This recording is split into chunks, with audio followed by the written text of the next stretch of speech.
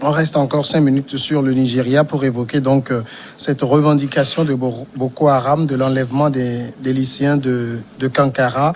Encore 233 adolescents portés disparus. Il faut attendre au moins, Firmin, que des opérations soient lancées pour les retrouver. Mais pour les retrouver, je me demande si on va les retrouver. Parce qu'on avait lancé des opérations à l'époque timidement pour retrouver ces jeunes filles. Mais on n'a jamais fait une conférence de presse pour dire nous avons retrouvé au moins une dizaine de jeunes filles.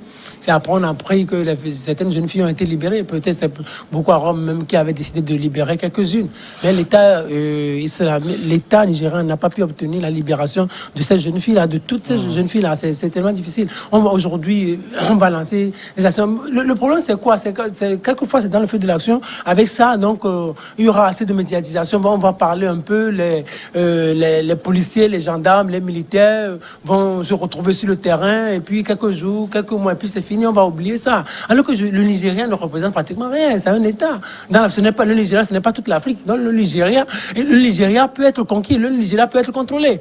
Si le gouvernement nigérien nous dit qu'il n'arrive toujours pas à retrouver ceux-là qui ont disparu depuis un moment, c'est parce que le gouvernement nigérien, excusez-moi, est capable, est incapable et démontre régulièrement son incapacité à pouvoir gérer cette situation militaire. Ça va être tellement compliqué. Moi, je lance toujours un appel à la CEDEAO, à l'Union africaine. La CEDEAO ne doit pas être là seulement pour le mandat des chefs d'État. Pour dire oui, on est là pour organiser un dialogue, on propose un dialogue, on félicite Alassane Ouattara, on félicite Condé, pour ci, pour ça. L'avenir de milliers de jeunes est en train d'être détruit. Qu'est-ce que la CEDEAO dit par rapport à ça? Des gens perdent leur avenir. Qu'est-ce que la CEDEAO dit? La CEDEAO est là pour les peuples, la CEDEAO est là pour les Africains, la CEDEAO est là pour le continent, la CEDEAO n'est pas là seulement pour les chefs d'État. La CEDEAO est là aussi pour des questions militaires. Des jeunes disparaissent comme ça. Je pense que leur réaction, aussi taciturne soit-elle, est immorale. À mon sens, c'est immoral parce qu'on ne peut pas voir la vie des jeunes en train d'être détruits comme ça et ne pouvoir rien dire. Ces jeunes filles qui ont disparu depuis des années, depuis pratiquement 5 ans. La CEDEAO n'a rien dit jusqu'à présent, a toujours gardé un silence sur ce sujet-là. Mais quand les chefs d'État se prononcent, quand les chefs d'État veulent faire un mandat de plus, ils arrivent facilement à se prononcer. Mais quand les enfants disparaissent comme ça, la CEDEAO ne dit pratiquement rien. L'Union africaine, bientôt peut-être on va encore faire une vidéoconférence, peut-être on va se retrouver à Addis Abeba, peut-être on va se retrouver à Bamako, peut-être on va se retrouver en Afrique du Sud, à Pretoria, tout ça. Mais les gens sont en train de disparaître, on ne dit pratiquement rien. Il faut que la CEDEAO se réveille pour régler des questions militaires, des questions sécuritaires. Il faut que la CEDEAO se réveille pour sauver nos jeunes. Ça, c'en est de trop. Francisco?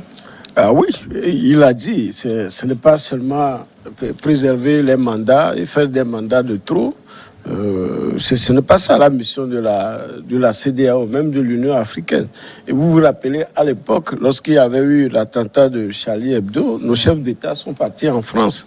D'autres même ont pleuré à côté devant les écrans. On a vu des présidents qui ont versé les larmes. Aujourd'hui, la chose se passe au Nigeria, à côté d'eux, et aucun chef d'État, même jusqu'à présent, ne s'est prononcé, même de façon individuelle, on n'a pas entendu. Et ce n'est pas du tout normal. Les associations, à l'époque, avec les filles de Chibok, quand Madame Michelle Obama est sortie, même nos associations ici, dans nos pays, sont sorties également, et pour crier, ils ont fait marche. Parce qu'ils pensaient que les responsables pensaient qu'il y aurait un fonds pour pouvoir... À côté, tous les jours, on viole les jeunes filles et les jeunes garçons sont maltraités. On en a qui sont au bord des goudrons, au bord au feu. Qui sont de futurs, pas dire de futurs terroristes, c'est les viviers, mais de futurs brigands, qui sont là. Mais la question comme je venais de le dire, les raisons évoquées, les raisons religieuses, que aussi il y a l'autre raison qui dit que les enfants ne doivent pas aller à l'école. C'est pourquoi on s'attaque aux écoles. Mais je crois que c'est un argument qui ne doit pas tenir, parce que ceux-là qui font ce genre de choses, mais ils lisent. Mais quand vous analysez comment vous l'appelez, et la communication de Boko Haram, sinon des mouvements djihadistes, mais ça a évolué dans le temps. À l'époque, il fallait faire un enregistrement et donner à une chaîne Al Jazeera et autres pour passer des semaines après. Mais avec le temps, il y a eu des mutations où ils communiquent pas seulement en arabe. Or, ils se disent que ceux qui ne parlent pas arabe sont des cafris, des choses. Mais aujourd'hui, on constate qu'ils communiquent dans toutes les langues. En anglais, en français et autres. Et c'est par ça qu'ils font des recrutements des jeunes, des chômeurs dans les pays. Voilà. Donc, comment est-ce qu'ils peuvent vous dire que l'homme ne doit pas aller à l'école? Mais c'est quelque chose à laquelle je me pose des questions et que je n'arrive pas à trouver de réponse que les gens dans ce siècle-là. Parce qu'aujourd'hui, celui qui n'est pas... Ce qu'ils disent peut-être, c'est que l'éducation occidentale, puisque le mot, on l'expliquait l'autre fois, Boko Haram, ça vient de Bok Haram, c'est-à-dire le livre est haram, c'est-à-dire c'est mauvais, donc l'éducation occidentale, ils préfèrent une éducation religieuse pour les enfants. Oui, nous tous, nous disons dans nos pays que l'éducation doit être recadrée par rapport à nos réalités et produire des futurs cadres pour nos pays et non orientés totalement vers l'Occident. Nous tous, nous le disons. Et les gens œuvrent pour que les programmes de l'éducation changent. Donc ça doit être ce qu'ils devaient faire. Et non venir enlever les enfants dans les écoles ou dans la rue, dans les maisons, pour dire que les enfants ne doivent pas aller à l'école. Qui va les soigner demain quand ils vont tomber? Ils ne vont pas me dire que lorsqu'ils sont là-bas, dans la bourse, quand ils tombent malades, c'est seulement à base des tisanes qu'ils se guérissent. Donc, les gens doivent revoir leur esprit. Et puis, nos États doivent revoir la mission de nos institutions. Et on a parlé de sécurité. Aujourd'hui, les gens se mobilisent pour la vaccination contre la Covid-19. Mais dans nos organisations régionales et sous-régionales, on n'entend pas parler quelqu'un de cette maladie. On attend les Occidentaux. Or aujourd'hui, c'est la guerre à la maladie, à coronavirus. Mais que ce soit dans nos pays, personne ne pense comment nous aussi on va faire pour venir à bout de ce fléau. C'est seulement de lancer les couvre-feux et demander aux gens de porter les masques, oui. Mais on doit évoluer. On doit évoluer. Nous avons nos instituts de recherche. Nos instituts de recherche servent à quoi? C'est important. Il faut revoir. Depuis là, on doit revoir la mission de ces instituts de recherche pour qu'on puisse au moins combattre un flot. Parce que nous sommes, après la Covid-19, on est déjà en train de rentrer dans une autre pandémie qui va arriver. Il paraît que d'ici 10 ans, il doit y avoir une autre pandémie. Si ça vient, ce ne serait pas la peste du coton, mais ça va être encore plus grave. Les gens ont le programme de pandémie.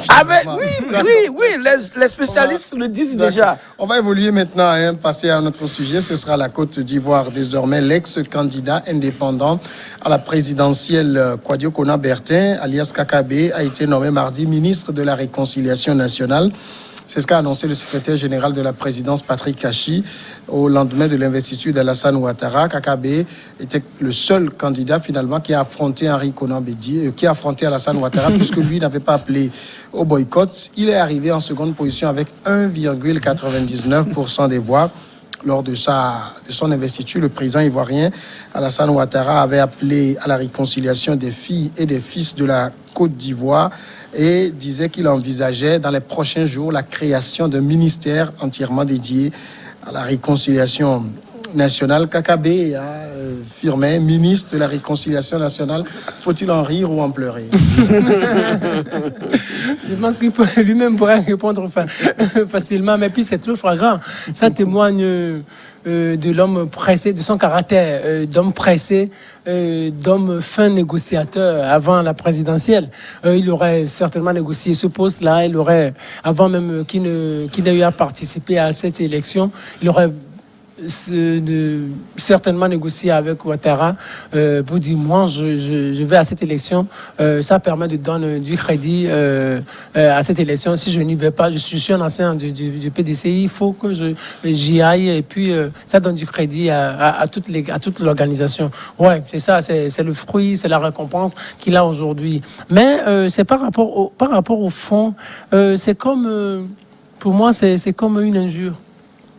Une injure, le fait de nommer quelqu'un ministre de la Réconciliation après toutes les bavures, après toutes les atrocités que le pays a vécues, c'est pour dire je vous tape un peu, maintenant on va se réconcilier. C'est tellement difficile, il faut toujours procéder comme ça, il faut procéder comme ça. On va peut-être décimer une partie, on va interdire des manifestations, bien sûr, parce qu'on veut protéger, on veut garantir, protéger l'intégrité du territoire, et puis on fait emprisonner des gens, on fait emprisonner des opposants, on les maltraite, on les soumet à des traitements inhumains et dégradants, et après on investit et puis on nomme quelqu'un ministre de la Réconciliation nationale. Moi je pense que ça devient un peu embêtant vis-à-vis de cette population-là qu'on est censé diriger. Et comment il peut le problème, est-ce que Kakabe peut être ce fil réconciliateur-là? Est-ce qu'il peut réussir à réconcilier les gens? Est-ce qu'il est rassembleur? On va revenir sur cet aspect même du personnage, mais cette nomination, généralement, quand quelqu'un remporte un scrutin, ce à quoi on s'attend, c'est que le Premier ministre lui présente sa démission, qu'il nomme un nouveau Premier ministre et qu'un nouveau gouvernement soit formé. Rien de ça. Il prête serment, le lendemain, il nomme Kakabe. Comme si c'était finalement un deal. Ça veut dire que le Premier ministre même n'existe pas. Puisque c'est le Premier ministre qui propose les membres de son équipe. Et d'abord, comme vous l'avez dit, le Premier ministre démissionne. Mais si vous lisez un peu le communiqué, on dit sur proposition du Premier ministre. Hein. Quand est-ce qu'il a démissionné pour être reconduit et former un gouvernement? C'est le désordre dans nos pays. Vous voyez quelqu'un qui est allé aux élections, qui a eu 1%. Et 1%, qu'au lendemain, il est le premier à être nommé ministre. Ça, c'est le signe de la médiocrité. C'est le signe frappant de la médiocrité. Ça veut dire qu'on ne vient pour rien faire. Alassane Ouattara est venu au pouvoir. Alassane Ouattara a créé une commission justice et réconciliation. Et ils ont cru que c'est l'argent du contribuable, puisque l'argent qu'on distribue n'est pas de l'argent de sa poche, du fruit de son travail, mais c'est l'argent du contribuable. Et ils ont partagé de l'argent en pensant qu'ils ont fini de réconcilier. Et voilà, on en est à la case de départ, sinon ils ont encore reculé et on vient créer, tout comme le Mali, je peux dire qu'il vient de copier ce que le Mali a fait en nommant un ministre de la Réconciliation et c'est ce que Ouattara vient de faire en prenant Kakabe, qui l'a accompagné, puis qui a légitimé son élection. Voilà, donc c'est la récompense. Et c'est ce qui ne doit pas se faire dans nos pays. Les nominations, les postes doivent être par mérite. Et non, c'est cette façon de copier, et puis tout le monde voit. C'est du faux. C'est-à-dire que le faux a été préparé depuis, et il continue sur le faux. Et dans ça, il appelle les gens à la réconciliation. Ce n'est pas normal que nos pères, nos pères qui s'appellent jeunes doyens ou quoi, que nos pères continuent de s'amuser de la sorte avec le pouvoir. Et vous voyez les présences à cette élection, et je dis à à cette investiture, vous voyez au rang duquel quelqu'un qui est poursuivi comme un voyou par la justice de son pays. Oui, Nicolas Sarkozy est poursuivi par la justice. Celui qui est poursuivi, oui, mais qui est présent et qui est au loge officiel. Vous le voyez, qui déambule dans... Ça veut dire que chef d'État. Mais un ancien chef d'État, il est poursuivi dans son pays pour voyoucratie. Non, excusez-moi. Il n'est pas condamné. Il y a un procès qui est en cours. Il y a un procès. Oui, mais on en parle tous les jours. Les médias en parlent au point où ce monsieur en France ne peut plus dire que je vais même, ça veut dire être reçu, qu'il pourra être reçu aujourd'hui par une institution crédible en France. Ce monsieur Sarkozy, non, il n'a plus droit jusqu'à ce que il soit totalement lavé dans le processus actuel. Il ne peut pas rendre visite à Angela Merkel. Ou bien si nous sommes en train de dire des faussetés, il faut nous corriger. Il ne peut pas rendre visite à même comme comment il s'appelle, celui qui est en train qui refuse de quitter la Maison Blanche, à Donald Trump. Il ne peut pas lui rendre visite parce que sa crédibilité est entachée. Et le voilà, c'est lui que nous, nos présidents, affiche au monde entier que voilà, nous on fait avec tout le monde, on fait avec voilà ce qui même tue nos pays, parce que Gaddafi, l'assassinat de Gaddafi, la déstabilisation de la Libye est l'œuvre personnelle de Nicolas Sarkozy. Oui, le terrorisme. Vous n'avez pas oublié que c'est Nicolas Sarkozy qui a installé Alassane Ouattara. Oui, mais le terrorisme qui sévit dans le Sahel et qui touche nos pays, pour lesquels nos pays sont en train de dépenser. Mais l'artisan premier, c'est Nicolas Sarkozy. Ce qui veut dire que nos présidents soutiennent des terroristes. Ça, excusez-moi, Nicolas Sarkozy est à l'origine de tout ce qui nous arrive comme malheur dans le Sahel et jusqu'à aujourd'hui. Quand le ministre Yark, par exemple, parle de quadrillage du pays face aux terroristes, je pense qu'il fait allusion à Sarkozy. Non, mais c'est ça. Donc, nous avons des chefs d'État qui ont décidé de sortir de faire des choses logiques, ce qui est bon, qui doit refléter l'image d'un pays responsable. Et ils se sont lancés, ils ont dit, bon, nous allons faire avec les gens qui détruisent nos pays comme un certain Sarkozy. Oui. Voilà, maman, je voulais dire, par rapport à Sarkozy, Samuel Niamu l'a dit tout à l'heure, c'est Sarkozy qui a installé Ouattara. Et c'est grâce à ce mandat même, Ouattara l'a obtenu grâce à Sarkozy. Parce que c'est Sarkozy qui aurait soufflé quelques mots à Macron, soutien mon gars. Et donc, le fait qu'il ait été présent à l'investiture, c'est une manière pour Ouattara de dire merci à Sarkozy. Donc, ils vont savoir du champagne et la fête est belle. Non, il pouvait ne pas être là. Non, c'est pour dire. Non, c'est pour dire. Regardez l'image que l'Afrique affiche vis-à-vis des pays qui ont opté pour l'éthique. C'est ce que j'ai dit. Il ne peut pas être à l'investiture de Joe Biden. Les Américains n'invitent pas l'étranger à leur investiture. Oui. C'est en Afrique que nous aimons ces spectacles.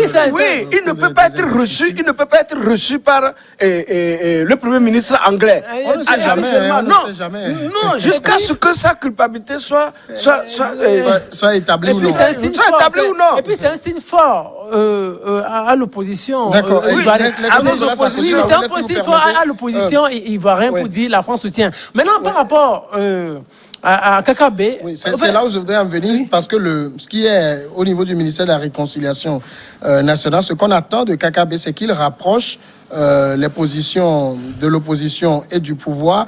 Mais Kakabe lui-même, on le sait, il est dissident du PDCI. Est-ce que c'est le profil qu'il faut pour ce poste? Non, ce n'est pas un profil. Tout d'abord, vous imaginez, si Ouattara, juste au lendemain de sa première élection en 2010, il vient, il met en place une commission Vérité, Justice et Réconciliation. À l'époque, c'était Charles Konabani qui l'avait dirigé, à moins que je me trompe.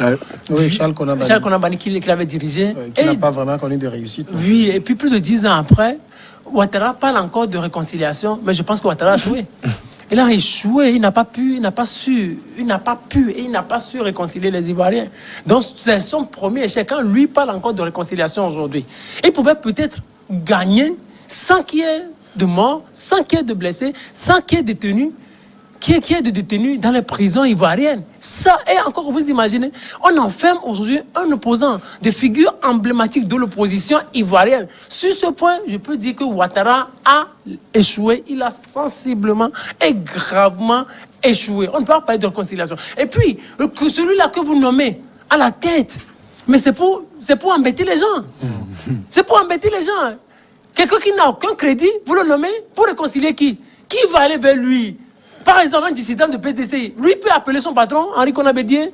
Il peut discuter, il peut s'asseoir, il peut dire, monsieur, j'ai besoin de vous. Il peut lui envoyer une lettre. Le ministre de la Réconciliation nationale vous demande de participer à cette rencontre. Et Henri Konabédié va répondre. Donc, si Henri Konabédié peut-être a traité, il sera directement avec Ouattara. Et les autres de Afing-Guessan, FPI, de peut-être Guillaume Soro, et les autres. Ceux-là qui ont eu à boycotter les élections. Et lui, seul a été le seul à participer à cette élection. Qui pourrait le suivre? Qu'est-ce qu'il a? Qu'est-ce qu'il pourrait dire de crédible? Et qui pourrait rassembler les gens. Moi, je pense que sur ce point aussi, Ouattara a échoué. Fallait-il qu'il nomme peut-être une figure emblématique de l'opposition pour qui pourrait, celui-là qui peut-être serait rassembleur, pour pouvoir rassembler. Si par exemple, vous imaginez, Ouattara, il libère Afing-Guessan, et puis le nomme ministre de la Réconciliation nationale. Ou il lui donne un poste, il dit, je vous nomme Premier ministre, peut-être moi je suis dans mon dernier mandat, mais je vous nomme Premier ministre, s'il vous plaît, avec vous, nous allons réconcilier les Ivoiriens. Je pense que ça aurait pris une nouvelle tenue. KKB, je pense que c'est pour amener les Ivoiriens et personne ne le suivrait. On sait que le talon d'Achille de Alassane Ouattara, depuis qu'il a pris le pouvoir en Côte d'Ivoire en 2010, c'est la réconciliation. Il ne faut pas avoir de langue de bois. Il n'a jamais réussi ça. Aujourd'hui, qu'il ouvre ce mandat et qu'il met en place ce ministère de la Réconciliation nationale, on peut se dire qu'il a peut-être une volonté de faire avancer la réconciliation nationale, mais celui qu'il prend, c'est comme si, bon, je crée un poste, mais finalement, c'est au contenu creux, vide. Hein. Élection, violence, contestation, assassinat, et puis on parle de réconciliation. Le cliché, on l'avait déjà abordé ici et plusieurs fois. Et voilà, pour prouver qu'il n'a pas envie de réconcilier les Ivoiriens. Parce que la première des choses, en fait, ce n'est pas KKB qui va aller appeler Gbagbo, appeler Soro Guillaume ou Bédié, venez rencontrer Ouattara pour vous entendre. C'est Ouattara qui doit faire ce pas. Est-ce que vous voyez?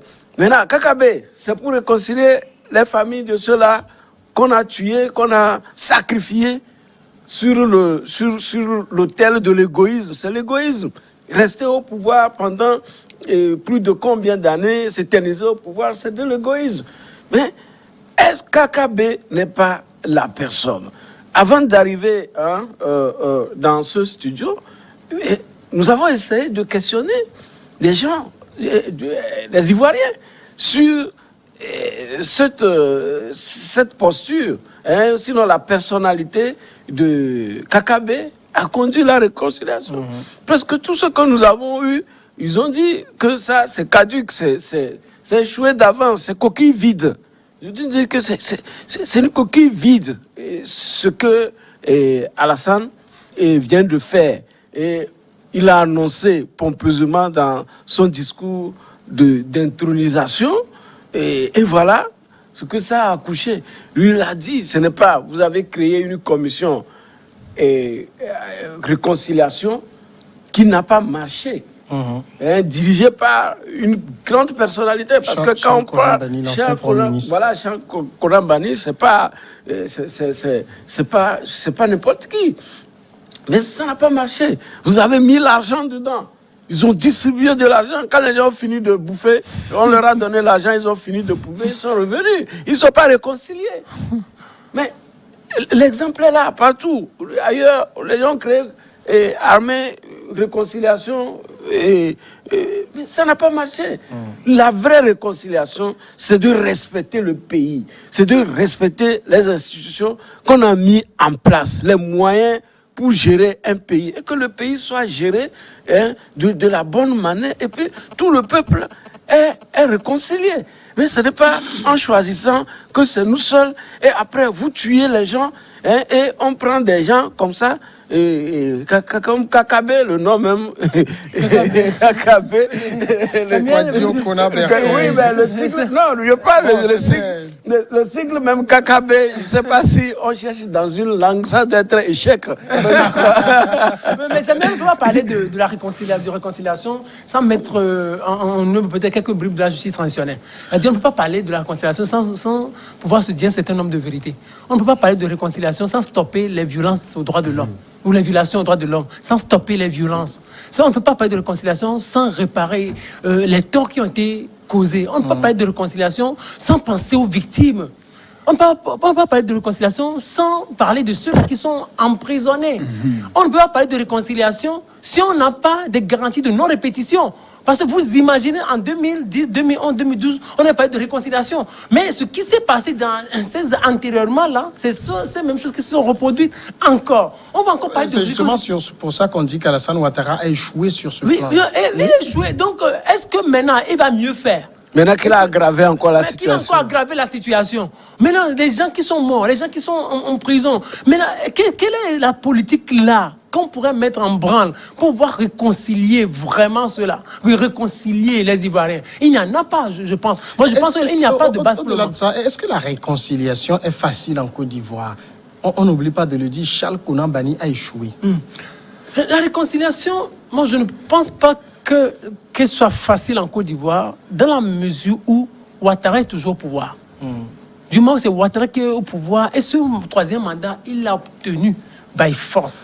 Et ça va être difficile que les Guillaume Soro le suivent, ça va être difficile que les Gbagbo le suivent. Peut-être qu'Henri Konan Bédié pourrait le suivre, mais il serait difficile aux autres. La réconciliation est difficile parce qu'il va être difficile à Finguessan de suivre Ouattara. La réconciliation est difficile parce qu'il y a toujours ce principe d'ivoirité. Ce qu'il faut maintenant, moi je pense, que si Ouattara veut réconcilier les Ivoiriens, qu'ils disent clairement que c'est mon dernier mandat. Il avait déjà dit, mon gars. Oui, qu'ils disent que quelqu'un est mort.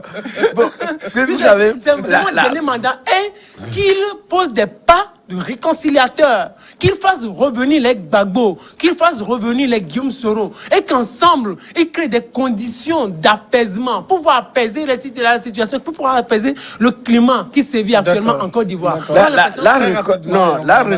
La réconciliation, c'est une œuvre difficile. Mais si on pose les bases du vivre ensemble, hein, on peut tendre vers la réconciliation. Parce que les gens ont été frustrés. Les gens ont été ont eu des brimades. Des meurtriers. Et ça continue. C'est des gens, des regrets à vie. Donc ce n'est pas facile. On dit forgive is not forget. Mais c'est toujours dans la tête de la personne que et ça peut se déclencher à tout moment lorsque les mécanismes de vivre ensemble sont entachés. D'accord. Ouais. La pause, et puis on va revenir après le journal pour continuer avec la Guinée, puisque là-bas aussi, quelqu'un appelle à la réconciliation.